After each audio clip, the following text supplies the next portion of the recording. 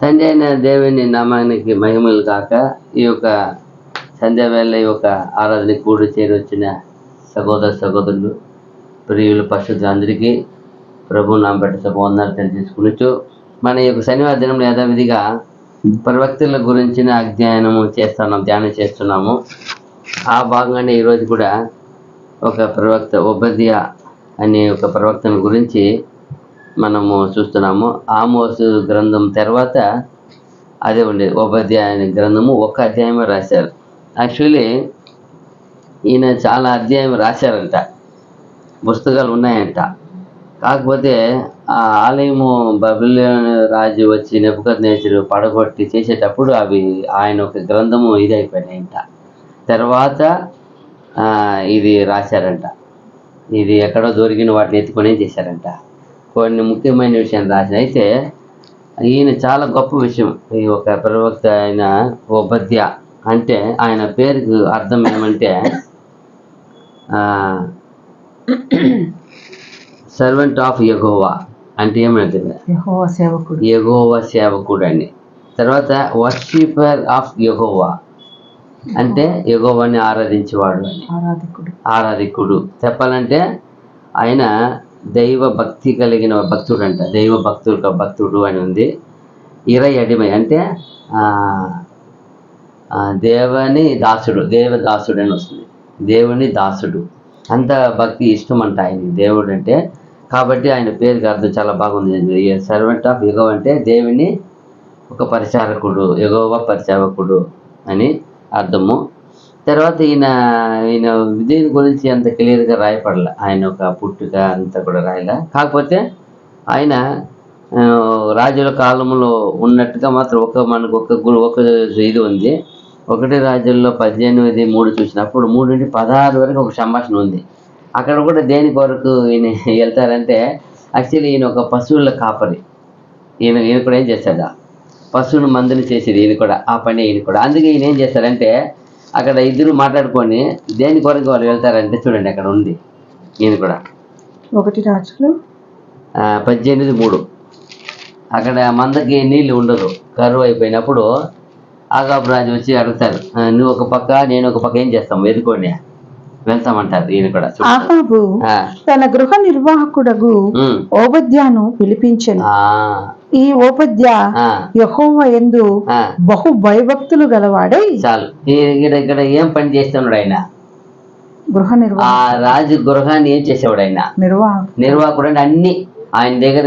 ఇప్పుడు ఇద్దరు దేని కొరకు వెళ్తున్నారంట, పశువులకి ఏం లేదు, ఆడ నీళ్ళు లేవు. కాబట్టి దాని కొరకు నువ్వు ఒక పక్క నేను ఒక పక్క ఏం చేస్తాం, పోయా వెతుకుతామని వెళ్తాడు. అంటే ఈయన నిర్వాహకం చేసే మీద ఈయన పిలుచుకొని వెళ్తాడు, రాపోతాము. ఈయనకి దాని మీద ఏముంది? ఈయనకి ఆసక్తి, కాపాడేది, నడిపించేది, పరామర్శి ఈయనకి చాలా ఆసక్తి. అందుకే ఆయన గృహ నిర్వాహకుడు. ఆ రాజు గృహాన్ని ఏం చేసేవాడు? ఆయన నిర్వహించేవాడు. ఒక మంచి వ్యక్తి ఆయన, మెయింటైన్ చేసేవాడు. ఆ కాలంలో ఎంత గొప్ప రాజు గృహం మెయింటైన్ చేయాలని సామాన్య పని కాదు కదా, అంత గొప్ప వ్యక్తి ఆయన. అక్కడ నుంచి దాదాపు ఆయన గురించి 16 వచ్చిన వరకు ఉంది. ఇంకా చెప్పాలంటే ఏలియా జీవించిన కాలంలో కూడా ఈయన ఉన్నాడు. ఏలియాతోనే ఇప్పుడు సంభాషణ జరుగుతాయి. కింద చూసినప్పుడు అన్నీళ్ళు వెతుకొని వెళ్ళినప్పుడు ఏం చేస్తారు, అక్కడ పోయా ఏలియా వచ్చి కనపడతాడు. ఏలియా కనపడిన సంభాషిస్తాడు, అయ్యో నా దేవా, నేను ఏలియా అవును నేనే, నువ్వు పోయి చెప్పు నీ యజమానుడికి వచ్చినానంటే అక్కడ సంభాషణ జరుగుతుంది. అలా చెప్పేది ఎలా నా యజమానుడా? అలాగే చాలామంది ఉన్నారని పోయి చెప్తారు ఆ పట్టణము. నేను పట్టణం లేదు, వెతికినప్పుడు నువ్వు దొరకపోతే వాళ్ళని ఏం చేసేస్తాడు, ఆగాపు చంపేస్తాడు కదా. నేను కూడా అట్లా పోవాలని ఇలా ఉన్న ఎట దేవుడు, నేను ఆల్రెడీ దైవభక్తి కలిగిన వ్యక్తి. నేను ఈ మరి యెజబెలు అందరిని ప్రవక్తలను చంపేటప్పుడు నేను 50 మంది గుహలు పెట్టి ఏం చేశాను. అక్కడికి లాస్ట్ 2 రోజులు చదువుతామా, 15-16 చదువుతామా. ఏలియా సంభాషణ ఉంది కదా.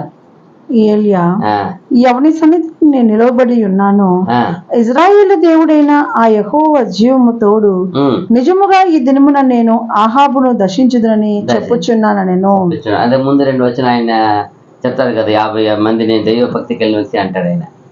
తెలీదా? 14 13 యెజబెలు యెహోవా ప్రవక్తలను హతము చేయుచుండగా నేను చేసినది నా ఏలిన వాడవైన నీకు వినబడినది కాదా? నేను యెహోవా ప్రవక్తలలో 100 మందిని గుహకు 50 మంది చొప్పున దాచి అన్నపానములిచ్చి వారిని పోషించి తిని. చూసారా, ఈ ఒబేద్ అనే వ్యక్తి ఆగాబు రాజు కాలంలో ఉన్నాడు, ఏలియా ప్రవక్త ఉన్న కాలం ఉన్నాడు. అయితే ఇతనికి దేవుని యొక్క వాక్కు వచ్చింది. ఈయన కూడా వాక్కు వచ్చినప్పుడు ఆ వాక్కు గురించి చాలా గొప్ప విషయాలు ఉన్నాయి. ఎంత గొప్ప విషయం అంటే, ఉండేది ఒక అధ్యాయమే, 21 వచనమే. ఆయన 21 వచనం అయినా కూడా దాని యొక్క ఎంతటి ప్రభావమైన రాశారంటే నిజంగానే చాలా అద్భుతం వంటని చెప్పవచ్చు. యేసుప్రభు సంఘము, యేసుప్రభు రెండో రాకడ, యేసుప్రభు చేసే తీర్పు, జడ్జిమెంట్, సర్వలోక తీర్పు చేసేది ఇజ్రాయేల్కి. అది ముఖ్యంగా ఏదోమీలు అంటే ఎవరు? ఏశావు వంశస్థుల గురించి రాస్తారు ఆయన. ఎందుకబ్బా ఏశావు గురించి ఇంత ఇంత ఇంత అయ్యారు, ఎందుకు అయ్యారు అన్నప్పుడు అది ఒక చిన్న విషయం చెప్తాం. ఎందుకంటే ఇప్పుడు మనం కూడా ఇక్కడ సామాన్యంగా భూమి జీవిస్తుంటాం. అనేకులు సహోదరులు అందరూ ఉంటారు. ఒక ఆయన ఆల్రెడీ ఒక ఉన్నతమైన పదవిలో ఉండాల్సిన వ్యక్తి జస్ట్ దగ్గర వచ్చినప్పుడు మిస్ అయిపోయి అతని సహోదరు ఆ పదవి వచ్చేసినప్పుడు ఎంతనా ఆయన జీవిస్తుంటాడు. ఆ పదవికి రాగవలసిన వ్యక్తి జస్ట్లో మిస్ అయిపోయి జీవిస్తుంటాడు. ఆయన ఎంతకాలం ఆయన సంతతి ఉంటుంది, ఆయనకి పిల్లలు ఉంటారు, భార్య ఉంటారు, అందరూ ఉన్నప్పుడు ఎంతసేపు అయినా ఆ పదవి ఉండే వ్యక్తి గొప్పగా ఎదుగుతూ ఉంటే ఏముంటుంది ఎదుటి వాళ్ళకి, వాళ్ళ కుటుంబానికి, ఆ వ్యక్తికి సంబంధించిన వాళ్ళకంతా ఎలా ఉంటుంది? అది బాధ ఉంటుంది. ఫస్ట్ ఆఫ్ ఆల్ బాధ. ఎందుకంటే ఆ పరిస్థితి ఏశావుకి జరిగింది. ఏశావు ఉండగానే ఏశావు కళ్ళు ఎదుటనే 12 గోత్రం అయిపోయినారు. 12 గోత్రం అయ్యి ఎంతో ఉన్నతంగా వెళ్ళిపోతున్నారు. ఇప్పుడు ఏశావుకు చూసినప్పుడు ఎలా ఉంటుంది? ఫస్ట్ ఏముంటుంది? ఏశావు వంశస్థులు, ఏశావు తర్వాత ఏశావు పిల్లలకి ఎలా ఉంటుంది? ఏశావు భార్యలకి ఎలా ఉంటుంది? ఆ గోత్రకర్త ఎవరు రావాల్సింది తెలుసా? అది ఎవరు హక్కు తెలుసా? అది నాది. ఇప్పుడు ఏమంటాము, ఒక గొప్ప ఆస్తిపరుడు ఒక బాధల్లో ఒక సందర్భాన్న ఈ ఊరు ఉండొచ్చు, ఈ ఏరియా ఉండొచ్చు, అమ్ముకొని వెళ్ళిపోయి ఎక్కడో ఉన్నాను, ఈ వచ్చినప్పుడు ఈ వైభవం చూసినప్పుడు ఏమనిపిస్తుంది? ఆయనకి బాధ కలుగుతుంది. ఒకప్పుడు ఇది ఏది, ఇది నాది, ఇది ఏం చేశాను? సేమ్ మనం ఎందుకప్ప ఈ యాకోబు సంతతి, ఈ ఏశావు సంతతి వారు, యాకోబు సంతతి వారు ఎప్పుడు ఎందుకు అన్నటప్పుడు పెద్దవాడు ఉండవలసిన హక్కును ఏం చేశాడు? అతను పొరపాటు, తప్పు, పాపం ఉంది. దేవుడు చెప్పేసినాడు, అతను పాపం చేశాడు, తప్పు చేశాడు. ఆయన దాన్ని ఏం చేసుకోలేకపోయినాడు? తను ఇచ్చిన హక్కును ఏం చేసుకోపోయినాడు? నిలుపుకోలేకపోయినాడు. అలాంటి తప్పు ఆయనది కూడా ఉంది. ఆయనది లేకుండా అయినను చూసినప్పుడంతా సంతతి వారికి ఎలా అనిపిస్తుంది?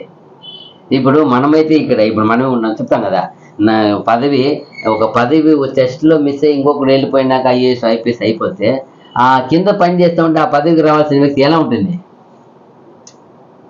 అదేదా అక్కడ జరిగింది కూడా అదేదా. ఏశావుకి యాకోబు 12 గోత్రం ఏం జరుగుతుందంటే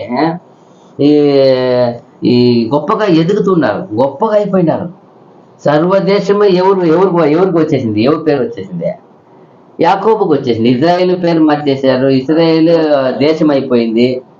అన్నీ వచ్చేసినప్పుడు ఆ ఏశావుకు, ఆ ఏదోములు తర్వాత ఆయనకి పేరు ఏదోములు మారినారు. కాకపోతే అప్పుడు నుండి వాళ్ళకి ఆ సంతతి వారికి అంతా ఆ శుభం వచ్చేసింది. ఇది మనకు హక్కును వాడు కొట్టుకున్నాడు, వాడికి ఎత్తుకున్నాడు, ఏమైపోయింది? వాళ్ళు లోపల ఏమైపోయింది? ఈర్ష, పగ, విరోధము, ఒక్కొక్కటి ఏమైపోయింది? క్రోధము. లాస్ట్కి ఏమైపోయినారు? వాళ్ళని తెగించి సహోదరునే హింస చేసి హతం చేసే పరిస్థితికి వచ్చేసారు. వాళ్ళు సహోదరులు ఏం చేసేస్తున్నారు? లాస్ట్కి అవమానపరిచే పరిస్థితికి వచ్చేస్తారు. అప్పుడు అలా ఎన్నో జరిగి దేవుడు లాస్ట్కి ఆ సంతతి లేకుండా చేశాడంటే గొప్ప సంతతి అది. అంత గొప్ప సంతతిని వాళ్ళు చేసిన పాపకార్యం.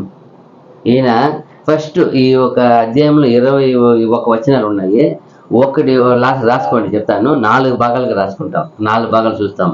ఫస్ట్ ఏదోమిలో ఒక పెరుమై ఏమంటారు, గొప్పతనం, డంబము. ఏదో ఫస్ట్ ఏం చేశారంట, వాళ్ళు డంబంగా ప్రవర్తించారు, చాలా డంబముగా. అది 1 వచ్చిన 9 వచ్చిన దాని గురించి బాగా మీరు డీప్గా పోయి ధ్యానించి చూడండి. ధ్యానించినప్పుడు అర్థమవుతుంది. ఫస్ట్ ఒక భాగంలో ఏదోమిలో గురించిన డంబం ఉంది. రెండవది భాగంలో చూసినప్పుడు 10 నుండి 14 వచ్చిన వరకు ఈ ఉపద్య గ్రంథము ఒక అధ్యాయం ఉండేది. 10 వచ్చిన 14 వరకు చూసినప్పుడు ఏదోమిలో ఒక పాపం గురించి ఉంది, వాళ్ళు చేసిన పాపము. ఫస్ట్ ఏదోమిల డంబము, రెండవది ఏదోములు చేసిన పాపము. అది ఇక్కడ 10 నుండి 14 వరకు. తర్వాత 15, 16 వచనాలు ఉన్నాయి. రెండే వచనం ఏం రాశారంటే ఈ తీర్పు ఉంది. అంటే ఇక్కడ ఒక రొప్ప ఆశ్చర్యమైన విషయం ఏమంటే, సర్వమానవునికి తీర్పు, ఆయన గురించి తీర్పు చెప్తారు, అట్లా సర్వమానవునికి తీర్పు చెప్తారు. ఎందుకు చెప్తారు అనే విషయాన్ని మనం ధ్యానిస్తాం. 3వ పార్ట్ ఏముందంటే, 3వ భాగంలో సర్వ జాతికి యోధోమికుని తీర్పు, జడ్జిమెంట్ ఇచ్చేది అక్కడ ఇస్తారు.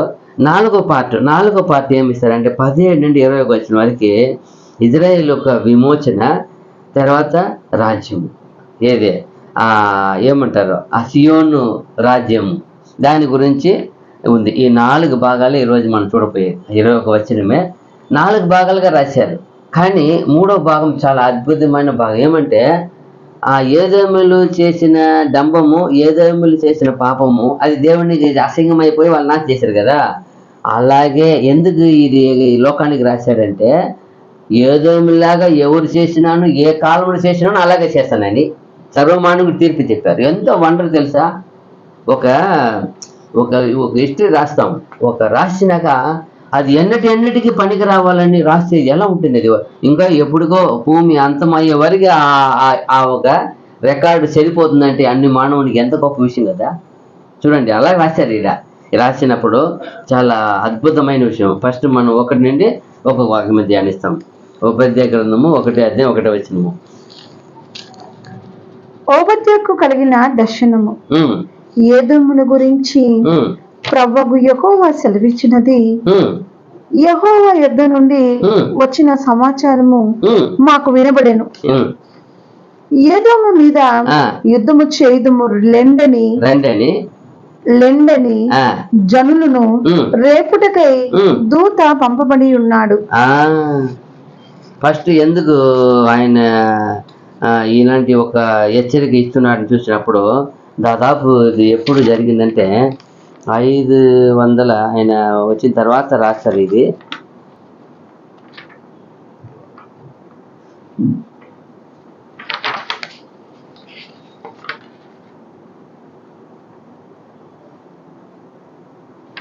ఇవాళ చెప్తాను. ఇక్కడ చూసినప్పుడు ఎంతగా వాళ్ళు చూసినప్పుడు ఎందుకు అలా రాస్తారని చూసినప్పుడు చూడండి. అలాగే ఎలా ఉంది, ఎక్కడ ఉంది ఆయన గర్వము, ఎక్కడ ఉంది.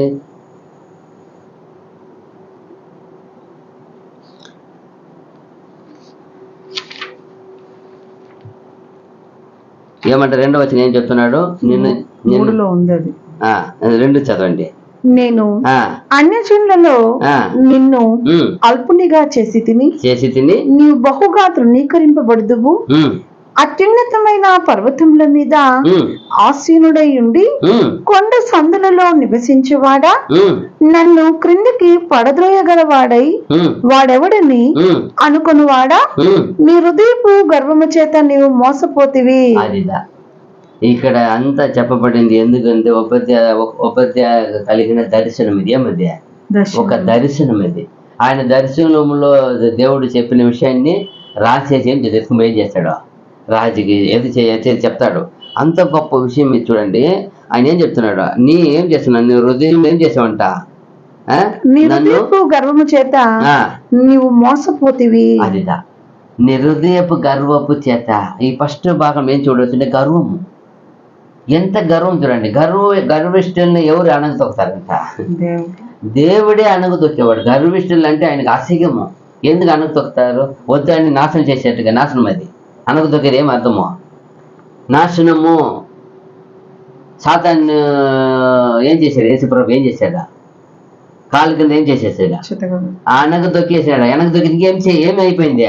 డెస్ట్రాయ్. నెవర్. ఇంకా ఏం చేయలేడు వాడు, లేయలేడు అని అయిపోయింది. ఆయన అధికారము అంతా తీసి చంపివేసినాడు, విరిచివేసినాడు, అంతే. లేదు. అలాగే ఇక్కడ కూడా, ఇక్కడ చూడు, నీ గర్వము వల్ల నువ్వేం చేసినావు? నిన్ను మోసపోతివి. నువ్వేమనుకుంటావు? ఏమంటా 4వ వచనంలో, పక్షిరాజు గూడెంత ఎత్తున నివాసము చేసుకుని నక్షత్రములలో నీవు దాని కట్టినను అచ్చట నుండి నేను నిన్ను క్రింద పడవేతును. ఎలాంటి ఒక పర్వతం అంటే, ఆయన పోయి ఆ ఒక ఏదోములు నివాసం చేసే పర్వతము చాలా గొప్ప పర్వతం అంటది. ఆ పర్వతములు పోయి ఆయన ఏం చేస్తున్నాడంట? అక్కడే ఏమైపోయినాడా? చాలా చాలా బ్యూటిఫుల్గా ఉంది, అక్కడ ఏమి కొదవలేదని అక్కడే వాళ్ళు అట్లా ఏమైపోయినా అక్కడే నన్ను పడద్రోయగల అట్లా సెటిల్ అయిపోయి వాళ్ళ వంశం ఆ కొండలోనే ఉండిపోయినారు. ఒక పెద్ద కొండ, పచ్చగా బాగా సౌందర్యంగా ఉంటుందంట. అది ఎర్రగా ఉంటుందంట. అసలు మీనింగ్ కూడా ఏం వస్తుందంటే, ఏదోమంటే ఎర్రని వాడని వస్తుంది. ఎందుకంటే ఆ పర్వతం అలా ఉంటుందంట. చాలా పుష్కలంగాను సమృద్ధిగాను చాలా శ్రేష్టముగా ఉంటుందంట. అలాంటి ప్లేస్లో పోయి ఆయన అయిపోయి అట్లాగనే ఏమవుతున్నాడు? ఆయన గర్విస్తున్నాడు. అట్లే పెరిగి పెరిగి పెరిగి చాలా గొప్ప జనంగా అయిపోయినారు, గొప్ప సంతతి వారు అయిపోయినారు. చాలా సన్నబడ్డ సంతతి కారు వారు, గొప్పవారు అయినా. అయితే వాళ్ళకి ఎప్పుడు మనము ఇది ఉండేది ఎప్పుడు, అయ్యో మనము పొందవలసిన అన్ని ఎవరు పొందేసినాడు? ఇది వాళ్ళు ఆయనకు మాత్రం కాదు, ఆయన సంతతి వారికంటే ఆ బుద్ధి వచ్చేసినాయి, అందరికీ ఆ మనసు వచ్చేసినాయి. నన్ను మోసం చేసినాడు. ఈరోజు నేను ఆ స్థానంలో ఉండాలా, ఆ గోత్రకర్తగా ఉండాలా. నాకు ఇన్ని ఆశీర్వాదం వచ్చి ఉండాలా. ఇది ఆశీర్వాదం అంతా ఇతను మోసం చేసి పొచ్చుకున్నాడు అనే ఒక్కటే ఉంది తప్ప వాళ్ళ దగ్గర. తను చేసిన తప్పుడు ఏం చేయలే. తను చేసిన అమ్మి వేసిన విషయం ఎవరికి చెప్పినాడో తెలియదు, ఎవరికి జరిగింది తెలియదు. చెప్పి ఉంటాడా? లేకపోతే ఎందుకు గౌరవిస్తున్నావు? నువ్వు చేసిన తప్పు కదా, నేను తప్పు అని ఒప్పుకోవాలి కదా, అది చెప్పాల. ఇక్కడ కూడా అదే. ఈరోజు కూడా సమాజంలో అంతే, సంఘంలో అంతే, విశ్వాసులు అంతే, సేవకులు అంతే. అని తన చేసేది ఏమనిపించదు, తప్పు అనిపించదు. అక్కడ చూడండి, అలాగే జరిగింది. ఏశావు చేసిన తప్పు ఎప్పుడు చెప్పి ఉంటే తన సంతతి వారు ఇలా గర్వం అయి ఉండారా? తన పిల్లలు గర్విష్ఠులు అయి ఉండారా? అయి ఉండరు. తాను చెప్పింది ఏం చెప్పినాడు? నాకు పొందవలసిందంతా ఆశీర్వాదం అతను తీసుకున్నాడు. మోసగాడు ఏం చెప్పేసాడు వాడి గురించి?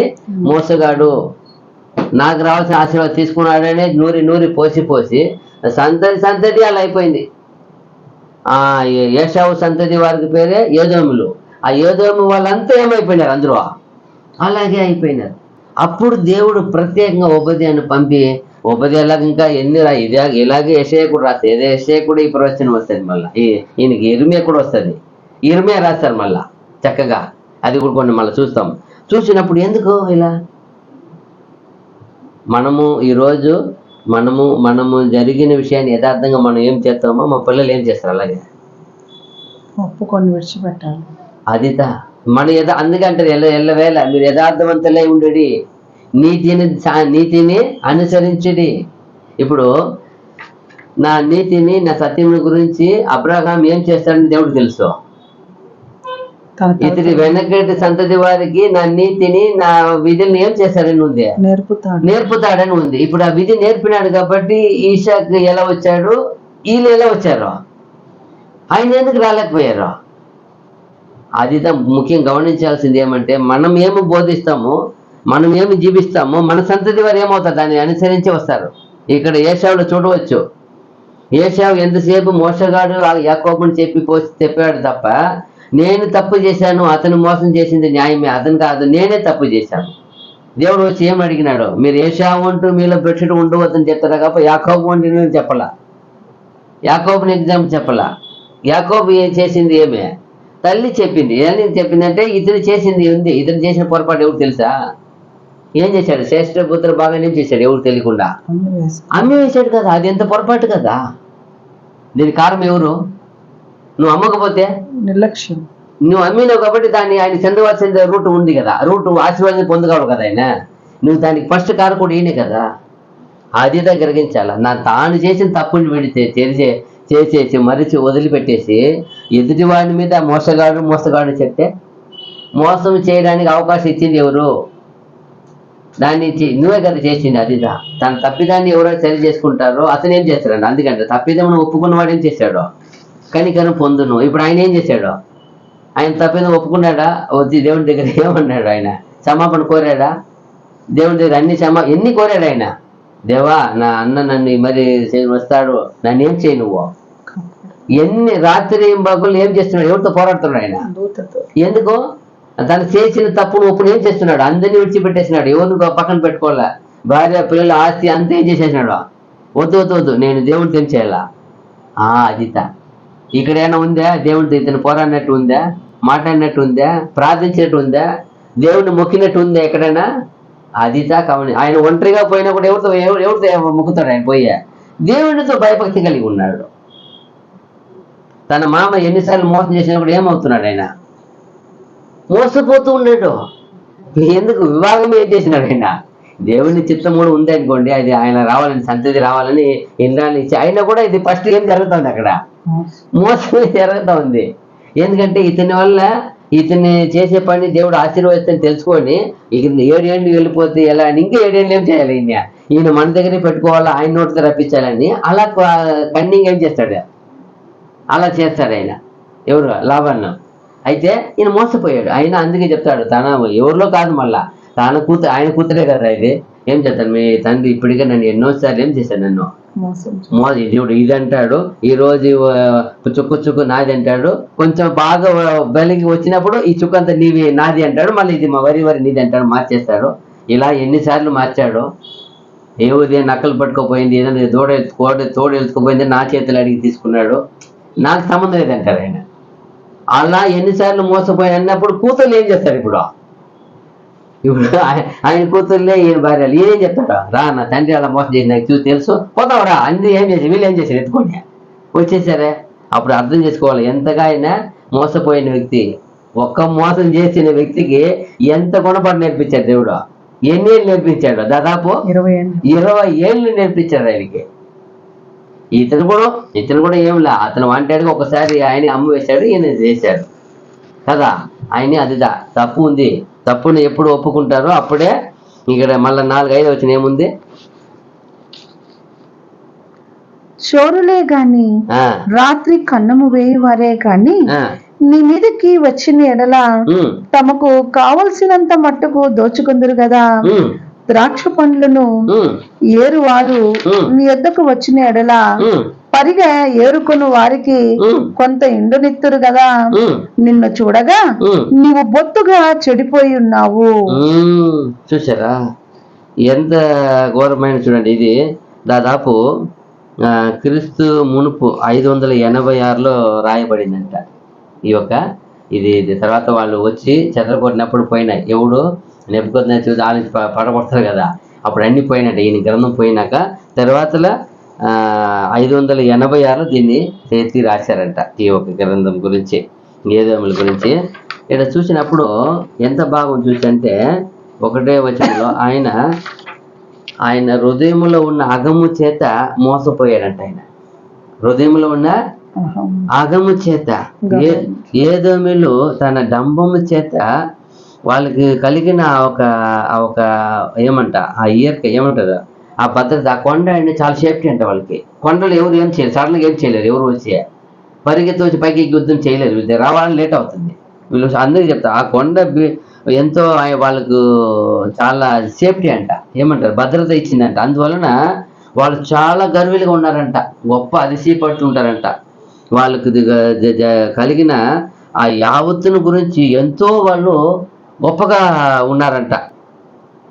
ఇంకా చూసినప్పుడు యెషయా 2:11 కూడా చెప్తారంట. యెషయా 2:11 చూస్తే అది అక్కడ ఉంచుకోండి, 5 అయిపోయింది కదా, చూస్తాం మళ్ళీ.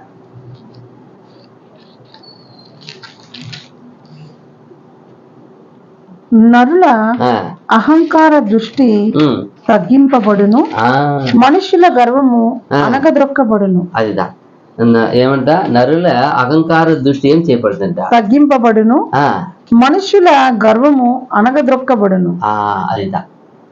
ఎప్పుడు మనము అహంకారులు అవుతామో ఖచ్చితంగా అనగదొగ్గ ఏమంటే ఈ ఎందుకు అనగదొక్కాలా అని ఒక ప్రశ్న వేసినప్పుడు, ఈ యొక్క శరీరము నిర్మించిన రీతి, నిర్మించిన ఒక ఏర్పాటు ఏమంటే ఇది చాలా బ్యూటీగాను, చాలా సాఫ్ట్గాను, చాలా విధేయుడుగాను ఉండాలని నియమించారంట. ఎలా నియమించారు దీన్ని? ఇది అందంగా ఉండాలా, జ్ఞానంగా ఉండాలా, అనుకువగా ఉండాలా, చాలా హంబుల్గా ఉండాలంట. అలా నిర్మించారంట. అలా ఉన్నాడు కదా ఆదాము. తండ్రి అక్కడ వచ్చి సంభాషణ జరిగేటప్పుడంతా, ఆయన వచ్చినప్పుడంతా ఎలా ఉన్నాడు ఆయన? ఏమైనా సర్వసాధారణంగా మాట్లాడుతూ సంభాషిస్తుంటారు కదా. ఎప్పుడు మీరు ఏమైపోయింది, అన్నీ అయిపోయి అలాగనే అంట. ఇప్పుడు ఒకటి లేనిది ఒకటి. ఇప్పుడు ఒక ఒక ఒక ఒక మంచి నేర్పరి అయిన ఒక శిల్పకారుడు ఒక శిల్పాన్ని చెక్కినప్పుడు ఆ శిల్పము చక్కగా ఉండాలి. కానీ ఒక్క ప్రాబ్లం జరిగిపోతే ఏం చేస్తాడు? ఆ శిల్పాన్ని మళ్ళీ రీచ్ చేయాలి, మోడల్ చేయాలి, ఏం చేయాలి, కరెక్షన్ చేయాలి దాన్ని. అలాగే ఒక వస్తువుని కానీ ఒక రోబోటిక్ రెడీ చేస్తారు అనుకో, ఈయన చేసిన ప్రోగ్రామ్ చేస్తేనే రోబోటిక్. ఎక్స్ట్రా ఏమి చేసిందంటే ఇది నా ప్రోగ్రామ్ లేదు కదా, దాన్ని ఏం చేయాలి, వెంటనే కరెక్షన్ చేసి ఎక్కడ ఫాల్ట్ జరిగిందో తీసేయాల. అలాగే ఇప్పుడు మనలో ఏమన్నా ఈ శరీరం దేవుడు చేసిన ప్రకృతి సంబంధమైన అన్నిటికీ సంబంధమైన నీతి న్యాయంగా నడుచుకోవాలంటే నియమించారంట. ఏమైనా దీనిలో అతిక్రమాలు, మీరుపాటు, అనీతి, సున్నీతి, పాపము, అక్రమం వచ్చినప్పుడు దేవుడు ఏం చేయాలంట? దాన్ని కరప్షన్ చేసి తీసేస్తాడంట. అందుకంట ఆ కాలంలో ఏం చెప్తారు ఇజ్రాయిల్లో, ఏమన్నా మీ మధ్యలో ఏమన్నా అక్రమం జరిగితే మీలో నుండి పాపని ఏం చేయాలి, వెంటనే పాపం చేసిన వ్యక్తిని ఏం చేసేయాలా, తొలగించేయాల. అప్పుడు నీలో ఏముంటుంది? నీతి, న్యాయము, యథార్థత వాసన చేస్తుంది. అందుకబట్టి ఎప్పుడైనా సరే ఒక్కడు పాపం చేసినా కూడా పాలెంలో చాలా ఘోరమైన పరిస్థితి జరుగుతాయంట. వాళ్ళు వచ్చి నిలబడతారు కదా ఈ సంవత్సరం ఒకసారి. అప్పుడు ఇచ్చి ఒక ఆరాధన కానీ ఆ బలిగా ఎవరు ఒక్కరు చేసినా కూడా అక్కడ ఏం అవ్వదు. లోపల పోయిన ప్రవక్త ఏం చేయలేడు, బయటికి రాడు. ఒకవేళ వస్తే డెడ్ బాడీకి వస్తుంది. ఏంటంటే అప్పుడు వాళ్ళు భయం, ఎవరు ఏమైనా పాలెంలో ఏం చేశారో ఒప్పుకోండి, పోయి మళ్ళీ ఏం చేయండి, మీరు దేవుణ్ణి వేడుకోండి, మళ్ళా అన్నీ ఉన్నాయంట, బలి ఇవ్వండి ఆయనకి. అలాగే ఇక్కడ కూడా ఎందుకు ఇక్కడ దేవుడు చెప్పినప్పుడు, ఎప్పుడైతే ఈ శరీరము, ఈ దేహము ఆయన నిర్మించిన నీతి న్యాయాన్ని అనుసరించలేదో, అధిక్రమం ఏదో ఒకటి వచ్చిందో దాన్ని తొలగించేది దేవుడిని ఫస్ట్. అందుకే అంట గర్విష్టి ఏం చేస్తాడంట, అనగ తొక్కుతాడంట ఆయన. ఎంత బాగుంది చూడు ఇక్కడ. అందుకే ఇదో జాతిలో ఉండే ఆ జనాంగం నిన్ను ఏం చేస్తా, ఫస్ట్ ఏం చేస్తున్నాడంట, తగ్గించి చేస్తాడంట. తగ్గించేసి ఏదేములొక డంబమును, ఏదేములొక గర్వమును ఆయన దాన్ని వేరుతో తీసేస్తాడట. వేరుతో చూడండి ఎంతో బాగుంది చూడండి. నీ అగము నిన్ను మోసపరిచింది, అందుకే నీ నక్షత్రము పైగాను నిన్ను ఉన్నతముగా, అంటే ఆయన ఎంత పర్వతములు ఎంత ఉన్నదో అన్ని దేశములు ఎక్కడ ఏది ఎక్కువ ఉంటుంది, పర్వతం కదా. ఆ పర్వతంలో ఉన్నది వల్ల ఆయనకి చాలా హ్యాపీ అంట, చాలా గొప్ప గర్వి అయిపోయినాడంట. అక్కడ పండే పంటలు కింద పండవు. పర్వతంలో ఉండే వాతావరణం, పర్వతం ఉండే నీరు, పర్వతంలో ఉండే స్వచ్ఛమైన గాలి అన్నీ స్పెషలే. ఆరోగ్యం సమస్య అన్నీ. కాబట్టి అతనికి ఉండే శ్రేష్ఠత కింద ఉండే వాళ్ళకి లేదంట. కాబట్టి ఆయన అన్నిట్లో ఇంకా దాన్ని కూడా ఒక అతిశయపడుతూ గర్వపడుతూ ఉంటాడంట ఆయన. అందుకే చెప్తున్నాడు అక్కడ, నీ నక్షత్రముకు పైగా గూడారం అమ్మచిత్తివని నేనేం చేస్తాను, నేను అక్కడి నుండి కింద పడతేస్తానంటాడు ఆయన. వాళ్ళు ఆ పెట్రా అనే ఒక గొప్ప పర్వతం అంట అది. అదే అక్కడ వాళ్ళు అది చాలా భద్రత కలిగిన ప్లేస్ అంట అది. దాన్ని ఎవరు కూడా సామాన్యంగా చేరుకోలేరంట, పోలేరంట పైకి ఎవరు. ఎందుకంటే వీళ్ళే మొత్తం నిండిపోయినారు, వీళ్ళు వంశస్థులే ఉన్నారు అక్కడ, వేరే వాళ్ళకి ఎక్కడ లేదు, అక్కడ చోటు లేవు. మనల్ని ఎవరిని కానీ ముట్టుకోలేరు, మనల్ని ఎవరిని అర్థం చేయలేరు, మన ఎద్దరికి గొడవకు రాలేరు, మన ఎద్దరికి యుద్ధం చేయలేరు, మనల్ని ఎవరు నాశనం చేయలేరు అని చాలా డంపమంట వాళ్ళకి వచ్చే రారంట ఎవరు. ఆ మరి భద్రత ఉందంట ఆ కొండ అంతా ఆ మొత్తం వీళ్ళే ఉన్నారంట, వీళ్ళ సంతతి వారే ఉన్నారంట అక్కడ. తర్వాత చూసినప్పుడు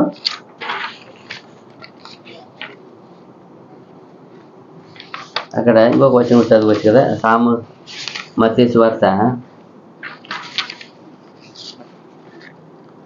23:12 చదువుంది. మత్తయి సువార్త 23:12.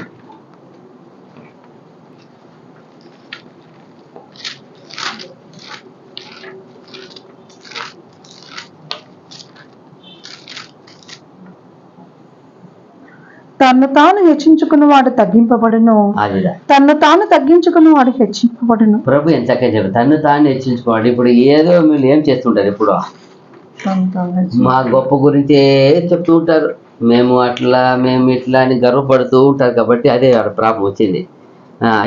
ఇప్పుడు 5వ వచనం ఆరుసదినమ్మా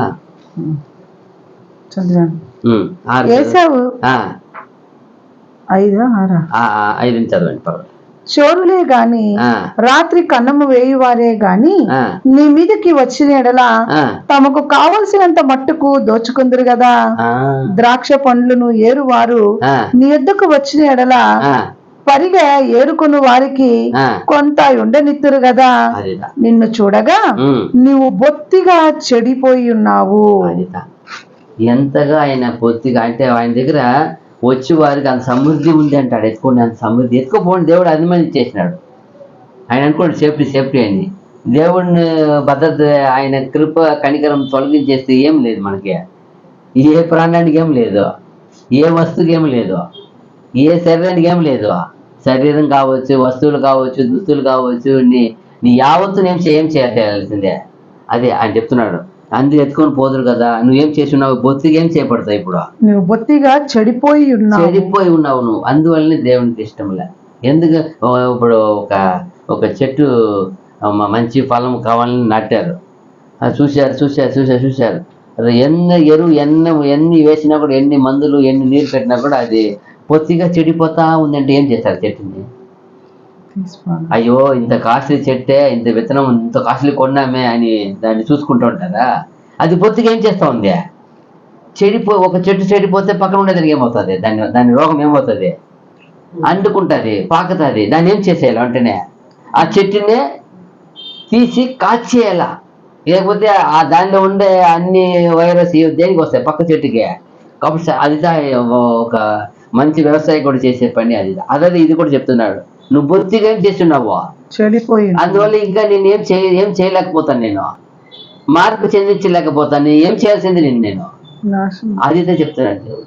ఎంతగా చూడండి, బొత్తిగా చెడిపోయి ఉన్నావు. 27వ వచనము, ఏశావు సంతతి వారి సొమ్ము సోదా చూడబడును, వారు దాచిపెట్టిన ధనమంతయు పట్టబడును. అదేదా, మీరు దాచిపెట్టిన అంతేం చేయబడుతుంది, ఇప్పుడు పట్టబడుతుంది. ఎందుకు? మీరు అంతగా మీరు చెడిపోయి మీరు చేర్చి పెట్టుకున్నారు తప్ప మీకు ఏం లేదు, ఏం లేదు. మీకు కావాల్సిన దేవుడు కోరుకున్న ఏం లేదు. న్యాయ నీతి అనుసరించి సత్యము, దేవుడు అనే భయభక్తి లేదు. ఇదంతా కారణం ఏమి? దేవుడు అని ఏం లేదు, వాళ్ళకి భయభక్తి లేదు. బొత్తిగా చెడిపోయేంత దేవుడు ఎంత భయభక్తి ఉంటే, ఇప్పుడు ఆయన అంటాడు కదా ఉపదేశ, నేను మిక్కిలి దేవుడు ఎంత ఏం చేసేవాడంట, భయభక్తులు గలవాడిని నా యజమానుడా మరి చేసినప్పుడు నేను 50 మందిని సేవకులు కాపాడినాను కదా, నీకు తెలియదా? వేడుకుంటాడు ఆయన, మనవి చేస్తాడు ఆయన. అదిదా ఇంతగా ఆయన దేవుడిని బిడ్డగా ఉన్నాడు. చూడండి ఇక్కడ చూసినప్పుడు ఈ ఒక ఉపదేశ గ్రంథము ఒకే ఒక అధ్యాయమైన గ్రంథముగా రాసినాను. చాలా గొప్ప విషయాలు ఉన్నాయి ఇక్కడ. ఆయన చెప్పిన విషయం చూస్తే నిజంగానే ఇవరు ఎందుకు ఈయన ఇంతగా పొద్దుగా నాశనం చేయాలా అంటే వచ్చిందంటే, సహోదరునికి ఏం చేస్తున్నాడు ఈయన చేసే ద్రోహం ఎవరికే? ఈయన చేసే ఘోరమైన ఆశగా ఎవరి దగ్గర పోయి చేస్తున్నాడు? అది చదవండి కింద మళ్ళా నీతో సంధి చేసిన వారు నిన్ను తమ సరిహద్దు వరకు పంపివేయుదురు. నీతో సమాధానముగా ఉన్నవారు నిన్ను మోసపుచ్చి నీకు బలాత్కారము చేయుదురు. వారు నీ అన్నము తిని నీ కొరకు ఉరి ఒడ్డుదురు. ఏదోమునకు వివేచన లేకపోయెను. ఇంకా చూసినప్పుడు కింద చెప్తారు, నీ సహోదరుని ఎద్ద ఏం చేసావు విరోధంగా, కింద 10 ఉంది. నీ సహోదరులైన యాకోబు సంతతికి నీవు చేసిన బలాత్కారమును బట్టి నీవు అవమానము నొందుదువు. నువ్వు చేసిన బలాత్కారం ఎంత ఏయమైన అసహ్యమైన కార్యం చేసేది, అది ఎవరికి చేశారు? సహోదరునికి. అదిదా దేవుడికి చాలా కోపం. ఎందుకప్ప కోపం అంటే, ఏదో అన్యుల రాజ్యాల దగ్గర పోయినాను, అన్ని దేశం దగ్గర పోయినాను, ఏమి తీసుకొచ్చాను, అన్ని జాతిరాల్లో పెళ్లి చేసుకున్నాను. అదే పెద్ద తప్పు. ఆయన ఎవరు పెళ్లి చేసుకునేది? అన్ని జాతుల్ని పెళ్లి చేసుకున్నాడు ఆయన. అది ఫస్ట్ మిస్టేక్ అయినాను, దాని గురించి పోనీలా ఎట్లా వదిలేసి. అయితే ఇక్కడ చేసినది ఎవరి దగ్గర పాపం చేస్తున్నావు, తప్పు చేసి ఎవరి దగ్గర? సహోదరుని దగ్గర. సహోదరునికి ఒకసారి వచ్చినప్పుడు ఏం చేయలే వాళ్ళు, ఐగుప్తు నుండి వచ్చినప్పుడు ఏం అడతారు వాళ్ళు, ఈ మార్గంలో మనం ఏం చేస్తాం, మీ ఊరు మధ్య మార్గమున రాజ్య మార్గంలో వెళ్ళి ఆ పక్క దాటుకుంటాము, మాకు దేని వదిలి ఏంది మీద ఏం చేయము, నీళ్ళొద్దు, అన్నం ఏమి తీసుకోము. ఒకవేళ నీళ్ళు ఏమైనా తీసుకుని దానికి ఏం చేస్తాం, మేము రుణము మేము రూపులు చెల్లిస్తామంటారు. అయితే నేనేం చెప్తాను, ఈయన ఎవరో కాదు, మళ్ళీ ఎవరు వాళ్ళు? సహోదరు. ఆయన యాకోబు తోడుకొని పోయి పెట్టిన 66-70 మంది సంతతి వారే ఇంత అయినారు. ఇప్పుడు ఈయన ఒక పర్వతం సంతతి అయిపోయినాడు, అక్కడ కూడా అలాగే సంతతి వారు వస్తున్నారు. ఎవరు కాదు మళ్ళా. యాకోబు ఎక్కడికి పోయినారు? ఐగుప్తుకు పోయినారు కదా, అక్కడ పోయిన ఆ సంతతి వారే. ఈయన ఒక తమ్ముడు సంతతి వారే, సొంత ఓన్ బ్రదర్. ఈయన చూశాడు మళ్ళా ఎన్ని మందిని కూడా తెలుసు ఆయనకి. ఇది ఎవరు 4 అడిగినాడు, ఇది నా భార్య, ఇది నా పిల్లలు, అన్ని తెలుసు ఆయనకి. అలా తెలిసి తన సహోదరు సంతతి వారిని తెలిసి వాళ్ళు ఎక్కడో బానిసగా ఉంది విడిపించుకొని వస్తా ఉంటే నువ్వేం చేయాలి? అప్పుడు వాళ్ళకి మార్గము చూపాల. ఎవరో కాదు కదా, మన ఓన్ బ్రదర్స్ కదా. ఓన్ బ్రదర్ వాళ్ళకి మార్గం చూపకపోతే దేవుడు చూడండి ఎక్కడ ఎందుకు కోపపడతాడు, ఎందుకు దెబ్బ కొడతాడంటే, సహోదరుని విరోధంగా నేను చేసేది ఏమి ఆయనకి అంటారు కదా, నిన్ను ముట్టువారు నన్ను కన్ను పాప ముట్టువారు అంటారు. అప్పుడు అదిదా ఇక్కడ యేసుప్రభు చెప్తాడు, మీకు ఏమైనా అందుకంటారు. ఈ శిష్యులను పోయి విశ్వాసులు హింసించాలని పౌలు గారు పోయి సౌలుగా ఉన్నప్పుడు చేసేటప్పుడు ఏమంటారు? ప్రభు వచ్చే దర్శించి మార్గ మధ్యాహ్నం వేళ ఏమంటారు? ఆ పౌలు ఏమంటారు? నన్ను ఎలా ఏమని అర్థము? ఎవరైనా ఒక్క సహోదరుని, ఒక విశ్వాసిని, యేసుప్రభు నామముని ఎరిగిన వ్యక్తిని, విశ్వాసించిన వ్యక్తిని, యేసుప్రభుని మనసులో ధరించి ఆరాధించే వ్యక్తిని ఏదో ఒక్కరు పోయి మీరు ఏమైనా చేస్తే ఏమంటారు? ప్రభు ఏమన్నారు? వచ్చి ఎందుకు నా మీద విశ్వాసం ఉన్న విశ్వాసాలను నువ్వు ముడుతున్నావు అని అడుగుండొచ్చు కదా. ఆహా, అది కాదు. యేసుప్రభు ప్రాణం ఇచ్చింది అది కాదు. ఒక దేహంగా చేసేసినాడు మనల్ని. మన ఏకంగా చేసినాడు. తండ్రితో ఏం చేశాడు? మనల్ని కుమారులుగా చేసేసాడు. అప్పుడు మనల్ని ముడితే ఆయన బ్రదర్, మా అన్న, ఆయన వచ్చి అడుగుతాడు, ఎందుకు నన్ను ఏం చేస్తున్నావు, నన్ను హింసిస్తున్నావు ఎలా అన్నప్పుడు షాకు. అదిదా ఇక్కడ కూడా, నీ సొంత బ్రదర్ నేను కనికరం చూపుకున్న వాడు నీకు ఎలా మళ్ళా మార్గంలో వెళ్ళేటప్పుడు చూడండి ఎంత బాగా చెప్తారంటే, చూడండి ఏమన్నా సెకండ్ చదువుపా, ఏముంది 11. అది కాదు, పైన చదివినావా? 9, 10 అయిందా? 9 చదవలేదు. చదవండి. 8, 9 చదవండి. 8 అయిందా? ఆ దినమందు ఏసావు పర్వతములలో వివేచన లేకపోవునట్లు ఏదోములో నుండి జ్ఞానులను నాశనము చేతును. చూసారా? ఆ దినంలో ఏమంట? ఏసావు పర్వతములలో వివేచన లేకపోవునట్లు. అదిదా ఇప్పుడు అంత ఎంత గొప్ప ఒక శూరులైన సైన్యము, ఒక పెద్ద పర్వతం నిండి జనాలు ఉన్నారు. లక్షల మంది ఉంటారు, తక్కువైన వారు కాదు. ఎందుకంటే ఈ సంతతి వారు ఇన్ని లక్షల మంది 30 లక్షల మంది అయినారంటే అక్కడేం తక్కువ ఉండరు. దాదాపు ఒక 15-20 లక్షల మందినే ఉంటారు కదా, అంతే కదా. ఎందుకంటే ఒకే ఇద్దరు ఒకే, ఆయన కూడా ఏమే 3 భార్యలు ఉండరు ఆయన కూడా. అంత సంతతి వారు ఉండాలి కదా, ఉంటారు కూడా. 20 లక్షల మంది తక్కువ లేదు, అంత గొప్ప సంతతి ఉండాలి. అయితే అక్కడ ఏం లేదు, అంత పర్వతం నిండి ఉన్నప్పుడు ఏం లేదు మీలో అంటున్నాడు. ఆయన అంటున్నాడు ఏశావైన పర్వతములో మనుషులు అందరికీ ఏమంట వివేచన లేకపోవునట్లు ఏదోములో నుండి జ్ఞానులను నాశనము చేతును. ఇదే యెహోవా వాక్కు. వాళ్ళు ఎలాంటి వారు అంటే తెలుసా, పరాక్రమశాలి అంట. వాళ్ళు తక్కువైన వాళ్ళు కారండి. అది రాశారు, మీకు లేదా? తేమాను నీ బలాఢ్యులు విస్మయమందుదురు. అందువలన ఏశావు యొక్క పర్వత నివాసులందరూ హతులై నిర్మూలమగుదురు. చాలా గొప్ప వ్యక్తులు ఉన్నారు, ఆయన ఏం లేదు వాళ్ళకి వివేచన లేదు. ఏది చేయాలా, ఇది ఏశావు కూడా అంతే లేదు కదా. ఆ రోజు అమ్మి వేసినప్పుడు ఏం లేదు, ఆయనకి ఏం లేదు, అక్కడ వివేచన లేదు. అదేదా ఒక ఏమంటారు, తలకాయ కుంటే కదా శరీరానికి అన్ని వచ్చేదానికి. తల మెయిన్. సంతతి వాడికి ఆయనకే లేదు, వివేచన లేకుండా అమ్మేశాడు ఆ రోజు. అదే లేదు ఈ రోజు సంతతి వారికి అంతా వివేచన లేదు. వాళ్ళ ఒకరికైనా అదే అంటారు, ఒకరికైనా న్యాయ నీతి ఉందా, భక్తి శ్రద్ధ ఉందా, విశ్వాసత ఉందా? ఎక్కడైనా వీళ్ళు ఎక్కడైనా బలిపీఠం కట్టారు, బలి ఇచ్చారు ఉంది ఎక్కడైనా? ఏదో వాళ్ళు ఎక్కడ చేశారు ఉందా? ఏసావు ఎక్కడైనా చేసినట్టు ఉందా? అదే యాకోబు పోయినప్పుడు ఏం చెప్తాడు? పోయినప్పుడే ఒక రాత్రి నిలబడి రాసి ఏం చెప్తాడు? ఇది నేను తిరిగి వచ్చినప్పుడు యెహోవా నాకు దయచేసిన యావత్తులు ఏం చేస్తాను నేను. మనం వచ్చినప్పుడు ఏం చేస్తున్నాడు? వచ్చేటప్పుడు అక్కడే బలిస్తున్నారా? లాభాన్ని అయినా కూడా పర్వాలేదు, వాళ్ళతో పాటు బలిస్తున్నాడా? ఎవరితో? యాకోబుతో చేరి ఏం చేస్తున్నాడు ఆయన కూడా. చూడండి, ఈయన హక్కుదారుడు, పుట్టిన తెలుసు. ఎక్కడైనా ఒకసారి అయినా ఏశావు పోయి బలి ఇచ్చాడు. పోనీ ఏదోముల వారు ఎక్కడన్నా బలి ఇచ్చారు ఉందా? లేదు. ఏదోము వాళ్ళకి ఏం లేదు ఉంది, ఇక్కడ వివేచన లేదని ఉంది. మళ్ళీ కింద ఏముంది? నీ సహోదరులైన యాకోబు సంతతికి నీవు చేసిన బలాత్కారమును బట్టి నీవు అవమానమునందుదువు. ఇక్కడ ఒక మాట ఉంది, ఆయనకి ఉణర్విల్లని ఉంది. 7వ వచనం లాస్ట్ చదవండి. உன்னை மேற்கொண்டார்கள் உன் அப்பத்தை சாப்பிட்டார்கள். ఏదోముకు వివేచన లేకపోయాను. అంతేనా? అదే వివేచన వేరు, ఉణర్వు లేదు. సరే, 10 ఏముంది? యాకోబు నీ సహోదరులైన యాకోబు సంతతికి నీవు చేసిన బలాత్కారమును బట్టి నీవు అవమానమునందుదువు. ఇక్కడన్నిటికీ లేకుండా నీవు నిర్మూలమగుదువు. ఏమే నీకు అవమానం, సిగ్గుపడతావు నువ్వు. ఎందుకో? ఆ పని చేసావు ఒకప్పుడు, నువ్వు ఆ పని చేసినావు కాబట్టి ఆయన సిగ్గుపరిచావు.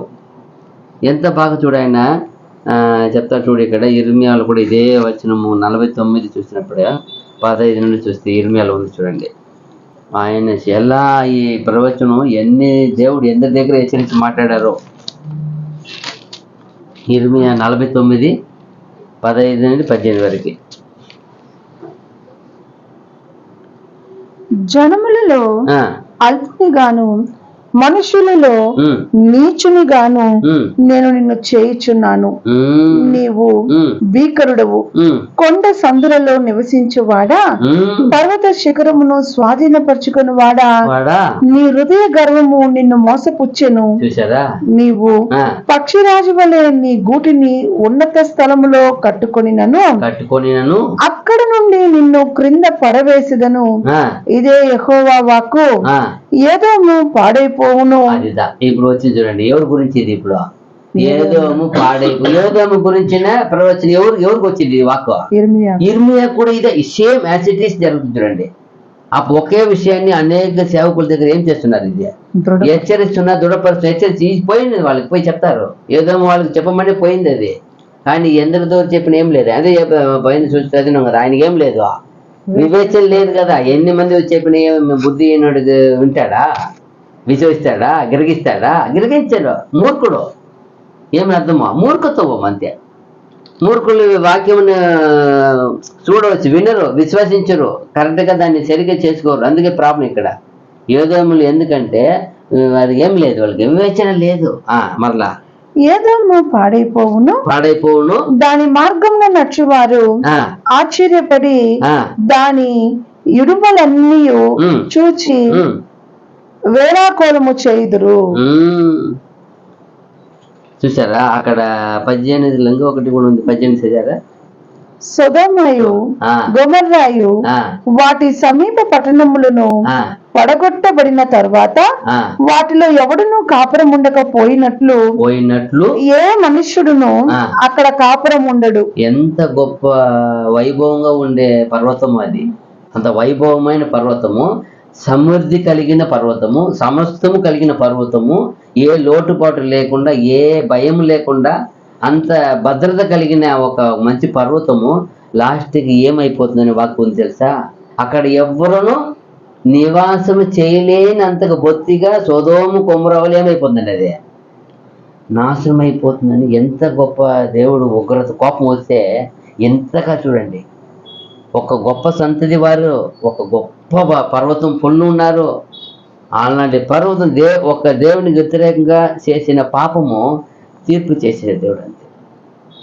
తీర్పు చేసినప్పుడు చూడండి ఎంత ఇదిగా అయిపోయిందంటే, చూస్తే ఆయన ఇంకొకటి అంట, ఆయన సంతోషపడ్డాడంట. సహోదరునికి జరిగే ఆయనకి ఏమన్నా ఇప్పుడు సహోదరు ఏదో అపాయం జరిగింది అనుకోండి, అపాయం జరిగితే మనం సహోదరులు ఏం చేయాలి? పోయి సహాయం చేయాలి. చూస్తే చూడవచ్చు, చూడకుండా దూరంగా ఉండవచ్చు.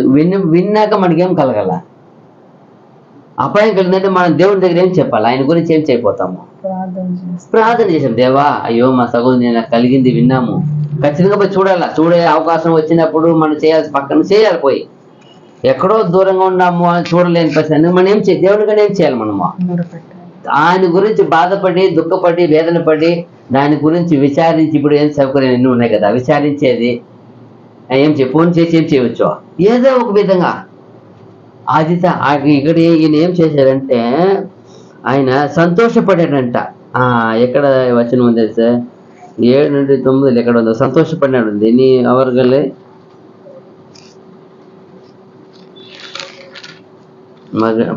10 నుండి ఎన్ని చదివిన ఇప్పుడు 11 పైన చదవండి. ఆడ ఉంది చూడండి 11. నీవు పగవాడై నిలిచిన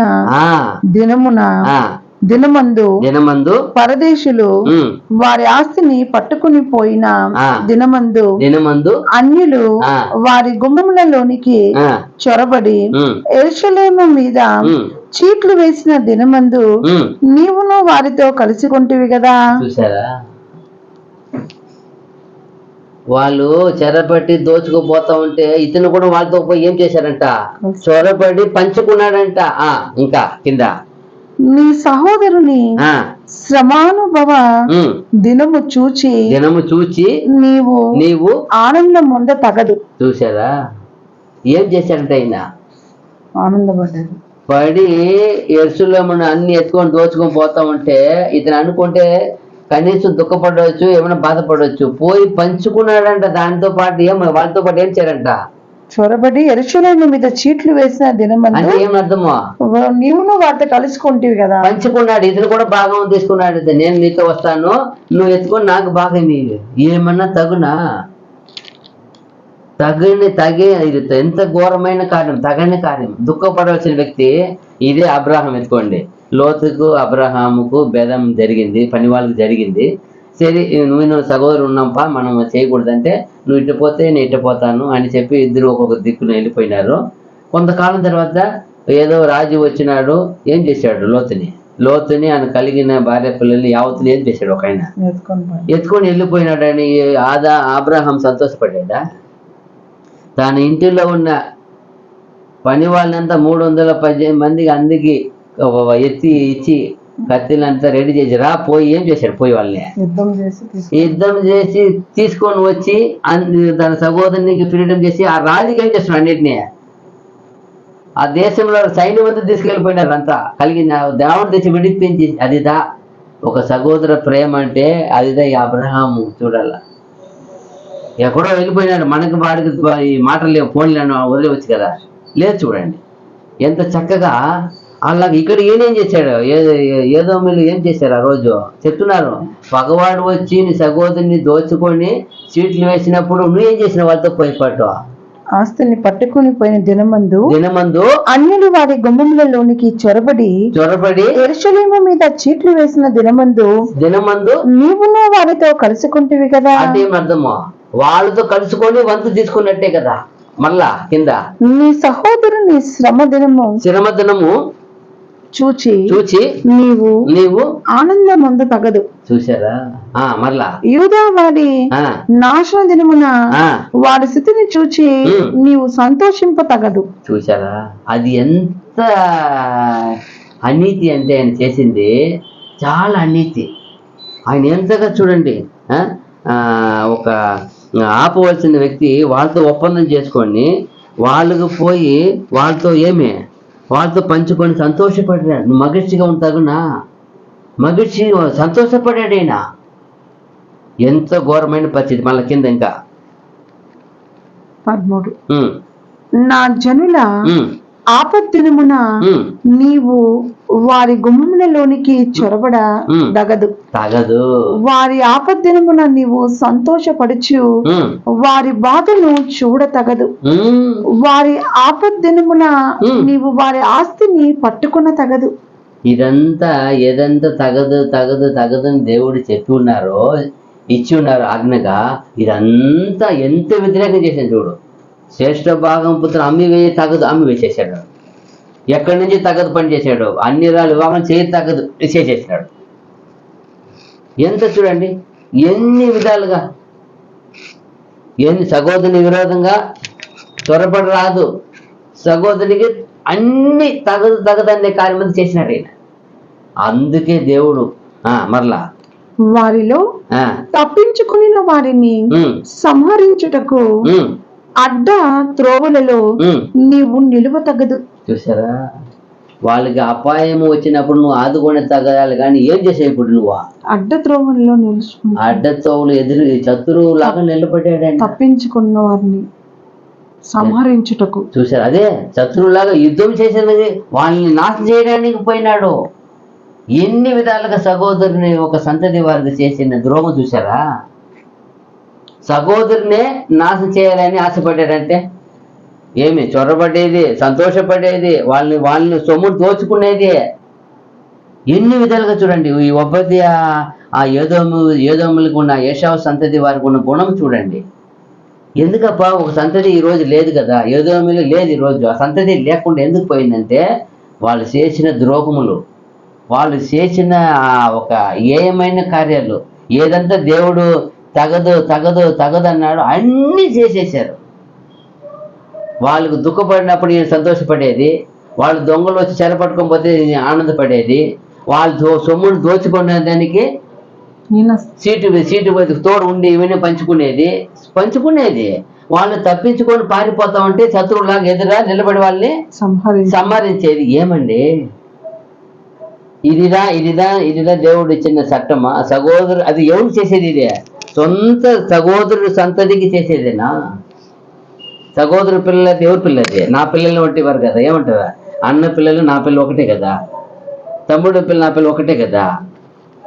మన పిల్లలు ఉండవలసిన సంతతిని ఇలా చేస్తే ఎలా? ఎంత దారుణత, ఎంతగా కాదా? అప్పుడుదా ఇందువల్లే ఈయనకి తీర్పు వచ్చింది.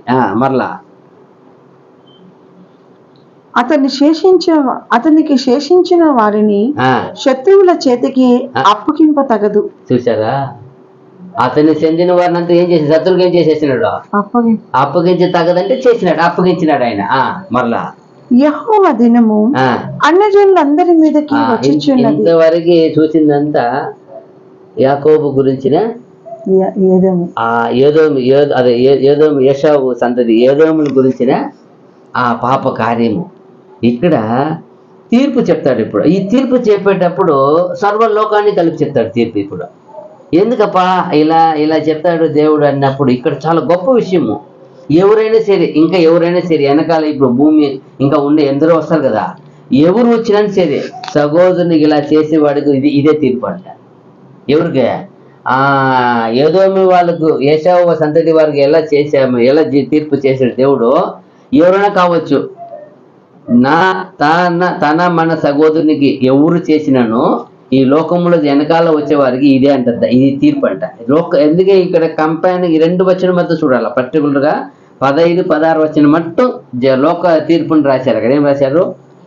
యెహోవా దినము అన్యజనులందరి మీదికి వచ్చుచున్నది.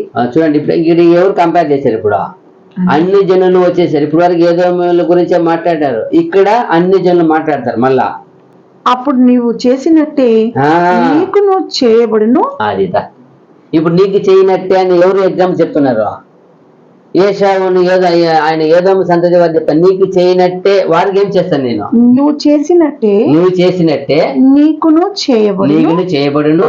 నీవు చేసినదే నీ నెత్తి మీదకి వచ్చును. అదిదా ఇక్కడ ఎందుకు నీవు చేసినట్టే అన్నప్పుడు ఇదిదా ఏ ఒక్కరు సరే, ఈ భూమిలో వచ్చిన ఏ ఒక్కరైనా సరే తన సహోదరునికి తన సహోదరుడికి ఏమన్నా మీరు ద్రోహ కార్యం విరోధ కార్యం ఎవరు చేసినానో ఇదిదా తీర్పు, జడ్జిమెంట్ ఇదిదా. ఎవరికైనా సరే, ఎన్నటికైనా సరే, ఎప్పటికైనా సరే తిరిగి లేచి వచ్చినా కూడా ఇదే తీర్పే. ఎవరైనా ద్రోహం చేస్తారా? ఎప్పటికైనా ఒకటే జడ్జిమెంట్. ఎందుకే ఈయన చూడండి ఎలాంటి వాక్ 2 వచనం మాత్రం ఓల్డ్ లోక తీర్పు గురించి రాశారు అక్కడ. మళ్ళా మీరు నా పరిశుద్ధమైన కొండ మీద త్రాగినట్లు అన్ని జనులందరూ నిత్యము త్రాగుదురు. చూడండి, తాము ఇక నిన్నడు నుండని వారైనట్లు వారేమీ మిగలకుండా త్రాగుదురు. అంటే ఎవరైనా సరే అన్ని జనులు మీరు ఎట్లా తాగుతారు? వాళ్ళు అట్లా అయిపోయినారు. ఎందుకు? వాళ్ళకి భయభక్తి లేదంటే తాగుబోతులు అయిపోయినారు.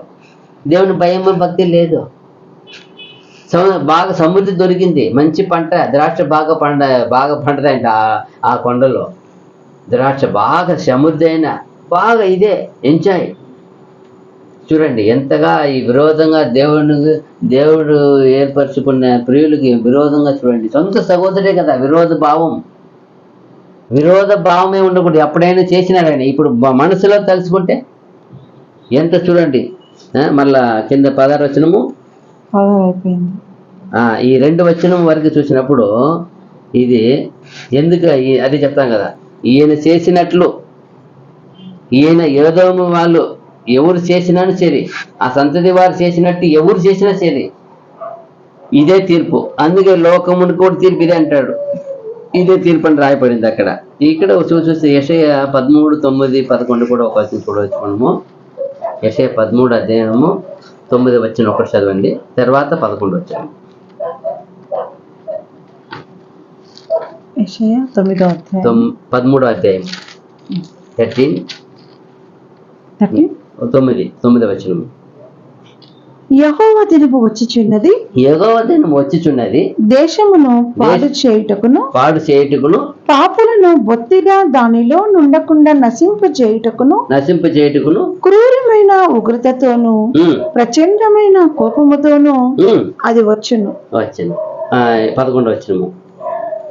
లోకుల చెడుతనమును బట్టి దుష్టుల దోషమును బట్టి నేను వారిని శిక్షింపబోచున్నాను. ఏమంట? ఇదేనికి శిక్ష ఎందుకు ఇస్తారంట? లోకుల చెడుతనమును బట్టి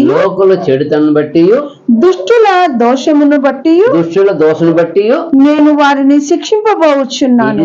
తీర్పు ఎందుకు చేస్తారంటే ఏముంది? చెడుతనము. ఏముంది? చెడుతనము. ఇంకొకటి దుష్టుల దోషం, దుష్ట కార్యము. చెడుతనము దుష్ట కార్యం ఉంటేనే అహంకారుల అతిశయమును మాన్పించదను. అహంకారుల అతిశయం నేను చేస్తాను, మాన్పించదను. ఇదిగే నాశనం వచ్చేదంట తీర్పు. అందుకు వచ్చేది బలాత్కారుల గర్వమును అణచివేసేదను. చూసాను, బలాత్కార గర్వములను. ఏమంటే ఇక్కడ యెహోవా దినం ఉంది కదా, ఇక్కడ కూడా ఏం చెప్పాడు ఆయన? ఏమన్నాడు అక్కడ ఉపాధ్యాయుల్లో 16 వచనం ఏముంది? కర్తరుడే 4 యెహోవా దినము. అదిదా యెహోవా దినము. ఇప్పుడు ఎవరికి ఇచ్చారు? తీర్పు చేసే సమస్త అధికారి ఎవరికి ఇచ్చారు? యేసు ప్రభుకి ఇచ్చారు. తీర్పు చేసే సమస్త అధికారి ఎవరికి ఉంది? ఇప్పుడు అది ప్రభు వస్తాడు. ప్రభు దినం అది. ప్రభు వచ్చే ఉగ్రుడై వస్తాడు కదా, ఆ దినము ఎవరు రాశారు ఇక్కడ? చూడండి, 2వ రాకడ గురించి ఆయన రాయేసిన ఎంత లింక్ పెట్టారు చూడండి.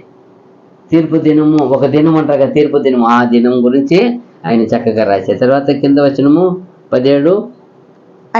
అయితే సియోను కొండ ప్రతిష్ఠితమగును. ఇక్కడ నుండి ఆశీర్వాదం ఉంటుంది. ఇక్కడ నుండి ఆయన తిరిగి అక్కడ చూసినప్పుడు మనం ఫస్ట్ ఏం చూసాము, వాళ్ళు ఒక దంపము చూసాము, తర్వాత ఏం చూసాము, వాళ్ళ పాపం చూసాము, తర్వాత ఏం చూసాము, తీర్పు దినం చూసాము, తర్వాత ఇప్పుడు ఏం చూస్తామా, దేవుని రాజ్యం, ఆయన ఒక రాజ్యం గురించి చేస్తారు. ఏం చెప్తున్నాడు ఇక్కడ నుండి, అయితే సీయోను కొండ ప్రతిష్ఠిత మగును, తప్పించుకుని వారు దాని మీద నివసింతురు. ఏమంట అంటే ఏమని అర్థం, ఇప్పుడు అర్థమైంది. సీయోను ఆ పర్వతము చెడిపోయింది, కొద్దిగా చెడిపోయింది, దాన్ని నాశనం చేస్తాను. అయితే సీయోను కొండ ఉంది, అక్కడ ఉండే వాళ్ళు ఎలా ఉన్నారంట, ఏం చెప్పింది అక్కడ, అయితే సీయోను కొండ ప్రతిష్ఠిత మగును. వీళ్ళు ఏం చేసుకున్న వాళ్ళు, దేవుని కోసం ప్రదర్శించిన వారు. అది మనం గమనించాలా. ఎవరైతే ఇప్పుడు సమర్పణ చేసి ప్రదర్శన చేశారో వాళ్ళకి ఏముంది కింద చెప్తారు. ఇప్పుడు తప్పించుకున్న వారు దాని మీద నివసించరు. అది తప్పించుకున్న వారు దాని మీద నివసించరు. యాకోబు సంతతి వారు తమ స్వాస్యములను స్వతంత్రించుకొందరు. వీళ్ళు చెరపట్టిపోయినారు కదా, వాళ్ళు అమ్మి వేశారు కదా, బానిసిపోయినారు కదా, మళ్ళీ ఏం చేస్తారు వాళ్ళు వచ్చే వాళ్ళకి ఇక్కడ రెండు విషయం ఇస్తారు. లోక రిజర్వేషన్ గురించి రాస్తారు, ఒక పక్క యెరూషలేము వాళ్ళు తిరిగి వచ్చేది రాస్తారు. అన్ని మన ఇల్లు అంతం జరిగిపోయి అన్ని కార్యము రాసి చూడవచ్చు. అన్ని అది బాగా మనం ధ్యానము వస్తేనే తెలుస్తుంది, తెలీదు. సంఘం గురించి ఉంటాయి, మళ్ళా సంఘం పరిపాలన గురించి ఉంటాయి. సీయోన్ అంటే ఎవరు, సంఘము. సీయోన్ అంటే దేవుని సంఘం, యేసు ప్రభు కదా దానికి మెయిన్. దల్లా మరియు యాకోబు సంతతి వారు అగ్నియు, యోసేపు సంతతి వారు మంటయు అగుదురు. ఎవరికి అగ్ని మంట అవుతారంట ఇప్పుడు చెప్తారు కింద. ఏసావు సంతతి వారు వారికి కొయ్యకాలుగా ఉందరు. ఏసావు సంతతి వారు గట్టి అంట. కొయ్యగాలంటే ఇప్పుడు వరి గట్టి ఉంది కదా, వరి పంట కోసిన గట్టి ఉంటాయి కదా, అది గట్టి అంట. ఎవరో ఏసావు సంతతి వారు గట్టి అంట. ఇప్పుడు యాకోబు సంతతి వారు, యోసేపు వారు అగ్నియు ఏముంటారు, మంటయు అగ్ని ముందర గట్టి నిలబడుతుంది. అట్లా అంటే కంపేర్ ఎలా పెడతారు చూడండి. ఎందుకంటే ఒకప్పుడు ఏం చేసినావా నువ్వు, సహోదరుని ఏం చేసావు, నువ్వు పంచుకున్నావు కదా, సంతోషపడావు కదా, వాళ్ళని ఏం చేసి వాళ్ళని అర్థం చేయడానికి ఏమో అయినావు, నువ్వు దిగజారావు కదా, దిగ అమ్ముడు పోయినావు కదా, నాశనం ఎందుకంటే ఇతనికి ఎంతో కాలంగా చూడండి, నేనుండవలసిన స్థానం అనుకుని గర్వపడి ఇలా అయిపోయి చంపడానికి కూడా ఆ నాశనం తెగించాడంటే చూసుకోండి. దేవుడు ఎంతగా ఆయన గర్వముని, ఆయన మనసుని, హృదయం ఎంతకాలం సగించాడో భరించాడో చూడండి. అదో ఆయన పోయినాడు, ఆయన సంతతి వారిని బుద్ధి ఉందంటే ఎవరికి లేరు, అందరూ అలాగే ఉన్నారు. అందుకే ఎవరిని పొద్దుగా అందుకంటే అందరికి ఏం లేదు, అక్కడ వివేచన లేదంటారు. పర్వతం అది ఏం లేదు, ఏం లేకుండా ఉన్నారు. వివేచన లేదు, జ్ఞానం లేదు, వివేచన లేదు. మరలా ఏసావు సంతతి వారిలో ఎవరినూ తప్పించుకొనకుండా యోసేపు సంతతి వారు వారిలో నుండి వారిని కాల్చుదురు. యోసేపు సంతతి వారు ఏమవుతారు, వాళ్ళ నుండి అగ్ని వచ్చి ఏం చేస్తారు, వాళ్ళని వారిలో మండి వారిని కాల్చుదురు. అదిదా ఎందుకు కాల్స్తుంది? యోసేపు ఎలా ఉన్నాడు, అక్కడ అధిపతిగా ఉన్నాడు. ఎవరైనా అధిపతి ఎంత గొప్పగా ఎంతగా ఉన్నాడు, ఎవరికి ఛాయగా ఉన్నాడు? యేసు ప్రభుకి ఛాయగా ఉన్నాడు. ఎంతగా ఉన్నాడు చూడండి. ఒక బానిసగా వెళ్ళిన వ్యక్తి పోయి దేశముని ఏం చేసేసినాడు, ఏళ్ళంత అధిపతిగా ఎదిగినాడు. ఎక్కడి నుంచి పోయినాడు, ఏ పనికి పోయినాడు? ఆయన పోయింది ఎందుకు? ఒక బానిసత్వము. అయితే దేశమునే ఆ రాజుని ఎనికే చేసినాడు. ఈ సింహాసనం తప్ప సమస్తం ఎవరిదే, నీదెప్ప. నీ ఒక సమ్మతి లేకుండా ఎవరు ఏం చేయకూడదు. ఈ ఐగుప్తులో చెయ్యి కదిలించకూడదు, కదిలించకూడదు. ఆర్డర్. ఎంత గొప్ప వాడుగా ఎదిగాడు. ఆయన ఏ రోజున ఆయన అరిసిపడ్డా? ఏమి లేనివాడుగానే ఉన్నాడు. అన్నీ ఉన్నాయి, ఏమి లేనివాడుగా, ఎంత సాత్వికుడుగా, ఎంత ఎంత ఎంత తగ్గించేవాడుగా, ఎంత చూడండి. అదిదా మనం చూడాలా. మరలా యెహోవా మాట ఇచ్చి ఉన్నాడు, దక్షిణ దిక్కున నివసించేవారు ఏసావు యొక్క పర్వతమును స్వతంత్రించుకొందరు. చూసారా, ఇప్పుడు ఆ పర్వతం ఎవరికి ఇచ్చేస్తారా? దక్షిణ దిక్కున వేరే ఉండే దిక్కుకి ఇచ్చేస్తారు. ఎవరికి అది? దక్షిణ దిక్కులు ఎవరు ఉండారు? మళ్ళా మైదానమందుండు వారు ఫిలిస్తీయుల దేశమును స్వతంత్రించుకొందరు. మరియు ఎఫ్రాయిమీయుల భూములను షోమ్రోనుకు చేరిన పొలమును వారు స్వతంత్రించుకొందరు. అక్కడ చూస్తే వాళ్ళకు ఆ పక్కన ఉండేవారు కనానీయులు ఉంటారంట. ఆ కాలంలో కనానీయులకు వాళ్ళు ఏం చేశారా, వాళ్ళకి అప్పగించేశారు. ఇప్పుడు యెరూషలేము ఎలా నెబుకద్నెజరుకి అప్పగించారు, వీళ్ళు చేసిన తప్పిదానికి, వీళ్ళు చేసిన ద్రోహానికి. అలాగే వాళ్ళు చేసిన తప్పిదానికి ఏముంది? ఇప్పుడు వీళ్ళు చేసిన తప్పు వాళ్ళు చేసిన తప్పు తేడా ఉందా? మీకు అర్థం అవుతుందా? ఇప్పుడు ఇజ్రాయేల్ యాకోబు వంశస్థులు చేసిన తప్పు ఏముంది? దేవుని ఆజ్ఞని ఏం చేయలేకపోయినారు, పాటించలే. ఆయన మనుషులకి ఎవరికి ఏం చేయలే వాళ్ళు. అయితే దేవుని ఆజ్ఞని వాళ్ళు మీరారు. అయితే వీళ్ళు చేసిన ద్రోహం ఎలాంటిది? వాళ్ళకు శిక్ష కలిగింది, వాళ్ళకు బానిసత్వం పోయినారు, 70 సంవత్సరాలు పోయినారు. కానీ వాళ్ళు తిరిగి ఏం చేసేసారు, వచ్చేసారు, రప్పించుకున్నారు. పోయిన చోట కూడా వాళ్ళు ఎలా ఉన్నారు? దేవుని భయభక్తి వేడుకొని ఈ దేశం మీద వాళ్ళకి ఏముంది? బాధ ఉంది, దిగ్గులు ఉంది. దేవుడు అంటే ఏముంది వాళ్ళకి? భయభక్తి ఉంది. ఈయనకేముంది? ఇప్పుడు ఇతను ఇద్దరు సంతతి ఉన్నారు. యాకోబు సంతతి ఉంది, ఇక్కడ ఏశావు సంతతి ఉంది. యాకోబు సంతతికి ఉన్న భయభక్తి చూడండి, ఏశావు సంతతికి ఉన్న భయభక్తి చూడండి. ఎందుకు బొత్తిగా వీళ్ళు దేవుని దగ్గర, వాళ్ళు దేవుడి దగ్గర శిక్ష పొందిన వాళ్ళే, కానీ ఏముంది? వ్యత్యాసం ఉంది. వాళ్ళు ఏం చేశారు? మానవ మనసు పొందారు, ఒప్పుకున్నారు. అయ్యో దేవా మేము చేసింది ఏమే పాపం. కానీ ఇలాగ సహోదరునికి ఏం చేయలే వాళ్ళు, ద్రోహం. ఈయన ఏం చేశారు? సహోదరునికి ఏం చేశారు? ఎందుకు ఏశావు బొద్దిగా నా దేవుడు బాధ కలుగుతుంది అందరికీ. ఎందుకన్నప్పుడు అది చాలా గొప్ప మిస్టేక్. సహోదరునికే ఏంటి అది అవమానపరిచారంట వాళ్ళు. ఇంకా అది అవమానం అంటే ఎలాంటి కార్యం తెలుసా? నిత్యమైన కార్యం. చూడండి రాయపడింది, అలాగే రైట్ రాశారు. అవమానపరిచారంట వాళ్ళు. అది ఎంత అసిగమైన కార్యం కదా. సహోదరునికి ద్రోహం చేస్తే ఎలా, సహోదరుని విరోధం చేస్తే ఎలా, సహోదరుని పగపడితే ఎలా, సహోదరుని దోచుకుంటే ఎలా? దోచుకున్నారు కదా, పంచుకున్నారు కదా.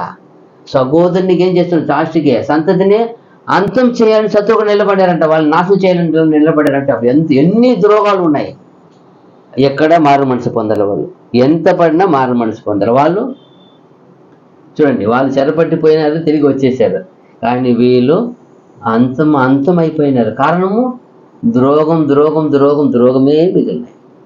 ఇదే మనం గమనించాలి ప్రియమైన సహోదరి. చూడండి, ఇంకా బెన్యామీనీయులు గిలాదు దేశంను స్వతంత్రించుకొందరు, మరియు ఇశ్రాయేలీయుల దండు అనగా వారిలో చెరపట్టబడిన వారు సారెపెతు వరకు కనానీయుల దేశమును స్వతంత్రించుకొందరు. ఈవిడ ఏమనుకుంటా, ఏదేమి వాళ్ళంటే మేము చాలా గొప్ప కొండలో ఉన్నాంపా, ఆ కొండని ఎవరు ఏం చేయలేరు, ఎవరు ముట్టుకోలేరు, చాలా భద్రత ఉంది, మాకు మంచి బలాటీలు ఉన్నారు, మంచి జ్ఞానులు ఉన్నారు, మంచి మాకు పదవులేని సమృద్ధి ఉంది. అయితే దేవుణ్ణి దయ కోల్పోతే ఏం రాశారంటే ఇక్కడ చొంగా నిజంగానే 20వ వచనంలో ఒక అహంకారమునికి తీర్పు ఎలా ఉంటుందని చూడొచ్చంట. అహంకారానికి ఏముంది? తర్వాత సహోదరునికి విరోధం అనేది దేవుడు ఏమాత్రం సహించడంట. సహోదరునికి విరోధంగా చేసేది దేవుడు ఏమాత్రం సహించడంట. దాన్ని క్షమాపణ కోరాలి. నువ్వు ఒకవేళ సహోదరుని విరోధం చేసి క్షమాపణ కోరాలి. అది ఏమి లేకపోతే చూడండి, సహోదరుని విరోధంగా చేసే కార్యమును దేవుడు సహించడు. తర్వాత అగం కలిగిన వారిని తీర్పు చేయకుండా వదలడు. తర్వాత చూసినప్పుడు దేవుడిని తమ జనాన్ని విడిపించేవాడు, అంటే తమకు భయభక్తి దేవుడిని కలిగే వాడిని విడిపించేవాడు. తర్వాత చివరిగా తన రాజ్యంలో చేర్చుకునేవాడు. ఏం చేశారు? ఆయన రాజ్యంలో చేసుకుంటాడు. చూడండి, యెషయా 63:4 చదువుతాం.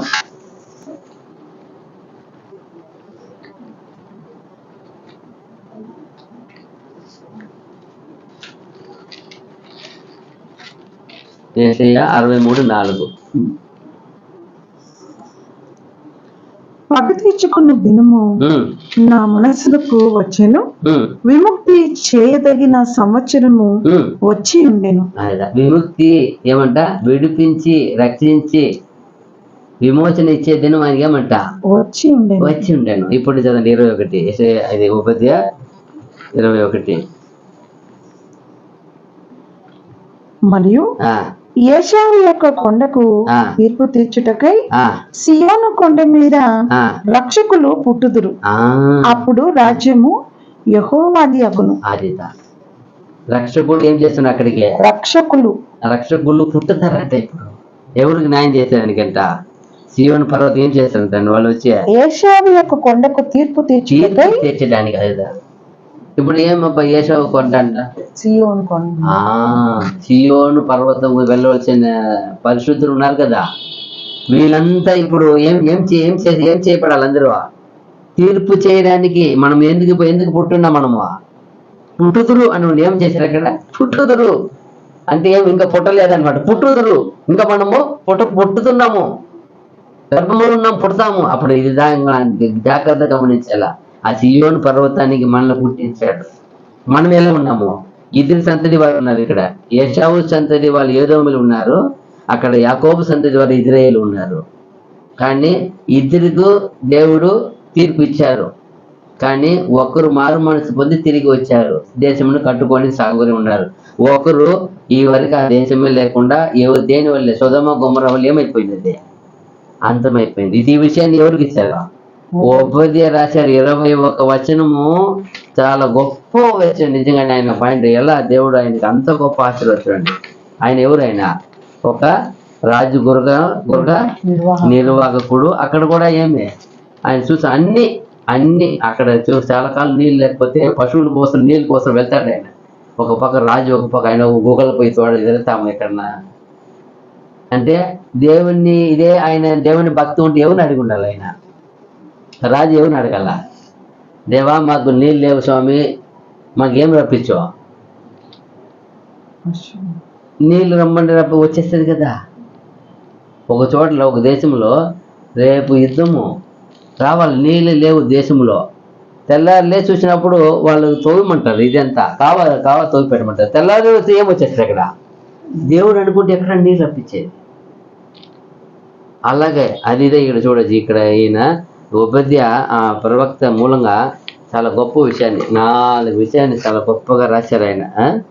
ఏమేమి రాశారంటే ఫస్ట్ ఏదోమిలో ఒక డంబము, ఏదోమిలో ఒక రెండవది పాపము, సర్వ జాతికి ఒక తీర్పు, ఏదోమిల తీర్పు, తర్వాత ఇజ్రాయేల్ ఒక విమోచన, దేవుని రాజ్యం. చాలా విషయాలు చూసాము. దేవుని చిత్తం వలన ఈరోజు కూడా ఈ రీతిగా ఓబద్యా గ్రంథాన్ని ధ్యానించాము. ఆయన ఒక ప్రవక్త గురించి. రాబోదినములు ఇలాగా మరి ఒక ప్రవక్త ద్వారా కలిసే వరకు దేవుడు మనందరికీ తోడే ఉన్న కాక ఓపిక అందరికీ వందనములు. God bless you. ఆమేన్.